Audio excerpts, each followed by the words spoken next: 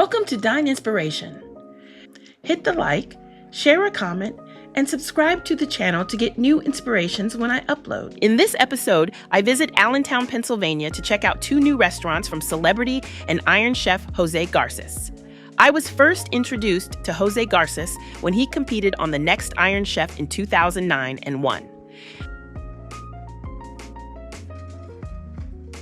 First up, I went to check out Rosa Blanca.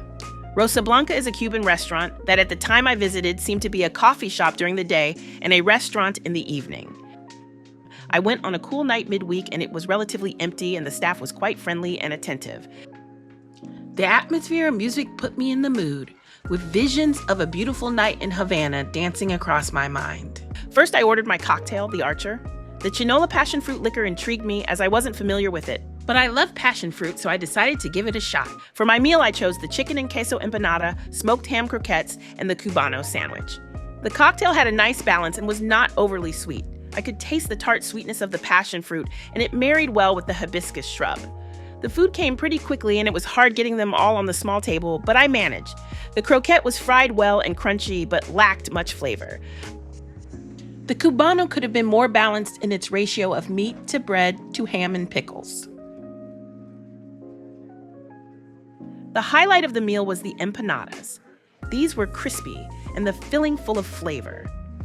I loved this perfect little hand pie. I enjoyed my night at Rosa Blanca. It did feel like a newly opened place that still needed to get its footing. I enjoyed the atmosphere of the restaurant and their cocktail and food menus were inviting. I think it's a great place to grab a cocktail and an empanada or two. Next up, Okatshe. I will admit this was the last night of my trip and I almost didn't go as I was tired and yearning to be back home. However, I pushed myself to stick with the plan and boy, am I glad that I did. It was a weekend night and the street had a lot of events going on. When I arrived at the huge doors, Barry White's deep, smooth voice carried me inside. They had a DJ, which I have to give a shout out to as he had me bouncing in my seat as I enjoyed my Japanese-inspired meal.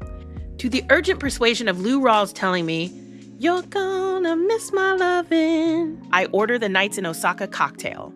Later, still giddy and bouncing my shoulders to the music, I ordered the Momotaro. Both cocktails were pretty alcohol forward, and the Momotaro was intriguing due to the sesame oil. It really made me pause and think about what I was tasting. I'm not sure I would get it again, but it was fascinating to try. For food, I stuck to the small plates and tried a variety of lovely bites. I had the takoyaki or octopus balls, ceviche con leche de tigre, 2 temaki tacos, 1 crab, and 1 hamachi, shrimp dumplings, sticky 5-spice ribs, and charred cabbage. The small plates came out as they were ready. The octopus balls were tasty, and I especially liked the tangy sauce that accompanied them. The ceviche was fresh with undernotes of heat. Of the 2 tacos, I preferred the hamachi as it had a bit more flavor. The shrimp dumplings were silky. The sticky 5-spice ribs hit the spot and were quite tender. My favorite bite was the charred cabbage. The aioli and the crumb were perfect with the char of the cabbage leaves with some tender and some still slightly crunchy. I would most definitely return to Okatshe. Their cocktail menu was complex and unusual. The food choices are varied and come in small plates, large plates, and sushi. Everything is clearly prepared at a high level, which is great when you want to eat an assortment of dishes and flavors.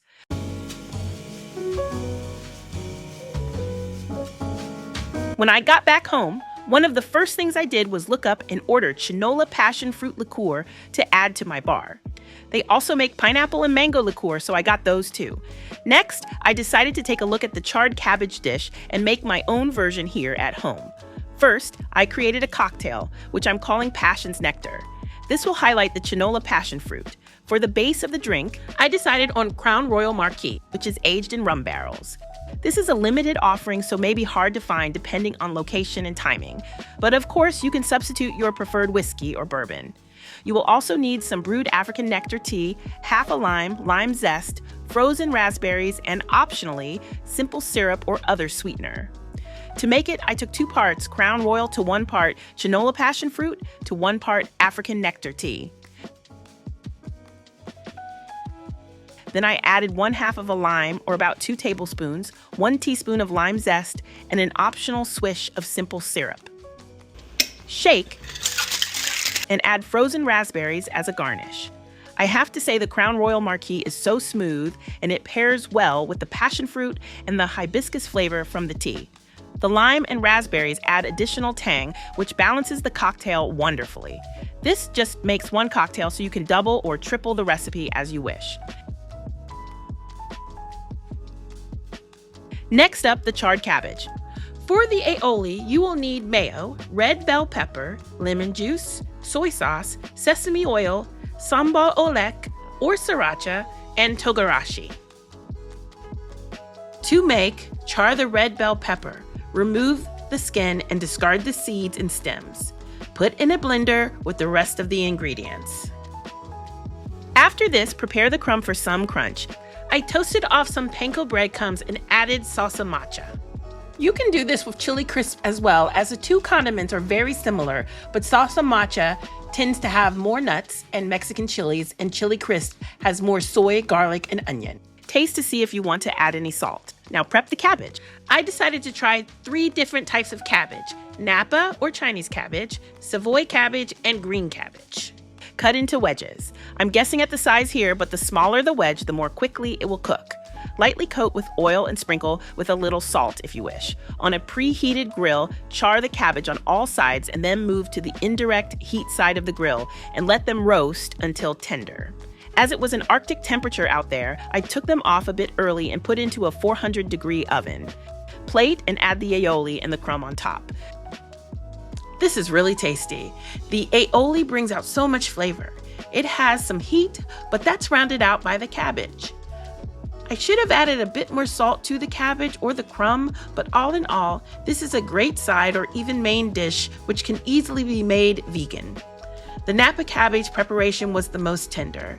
The other two could have used some more cooking time as they needed to be cooked down a bit more. Thank you, Jose Garces. You have been an inspiration, and please keep making the world a more flavorful place.